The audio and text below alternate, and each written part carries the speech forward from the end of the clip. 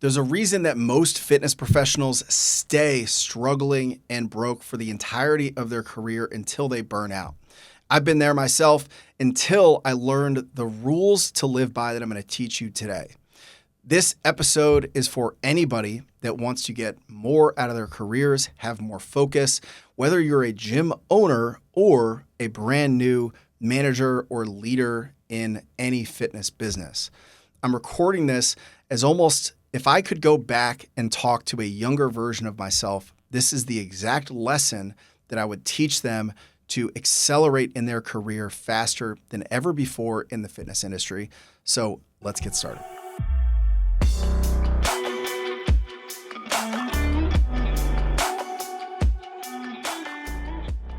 So what I'm going to talk about today is a series of rules that I try to live by in my fitness business. They act as the filter for the decisions that I make and that I teach all of my managers when they are new to leadership positions and making strategic business decisions.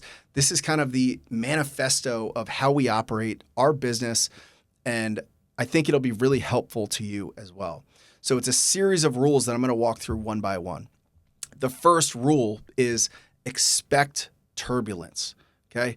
Imagine getting on a plane for the first time in your life and you take off, and halfway through the flight, the plane starts bouncing up and down and rattling and people start freaking out because the pilot never said that there was going to be turbulence.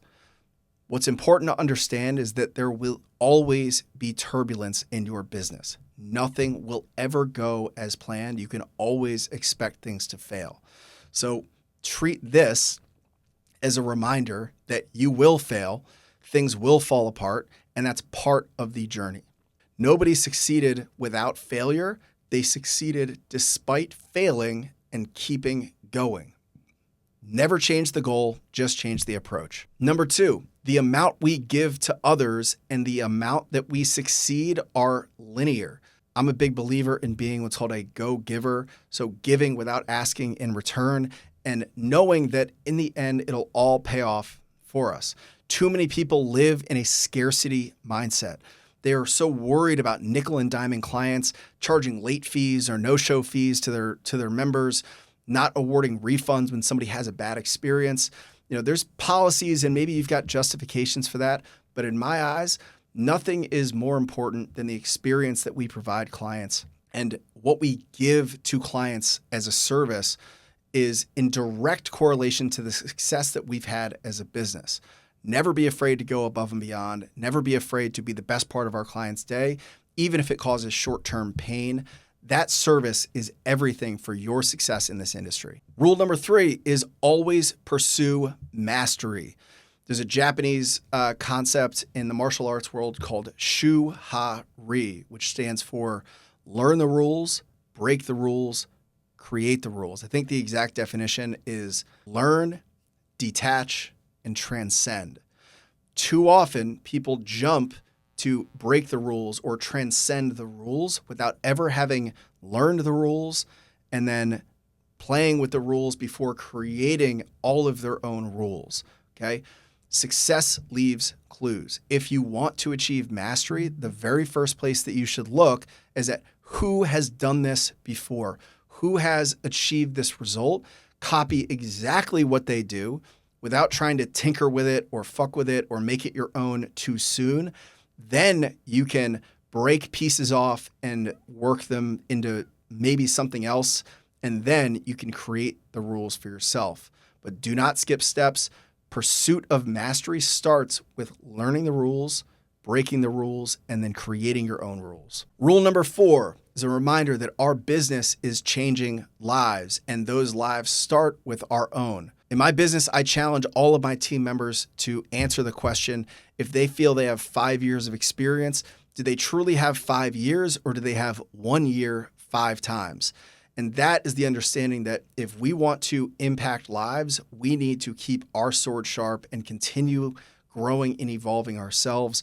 So it is a constant, never, ever ending pursuit of personal and professional improvement.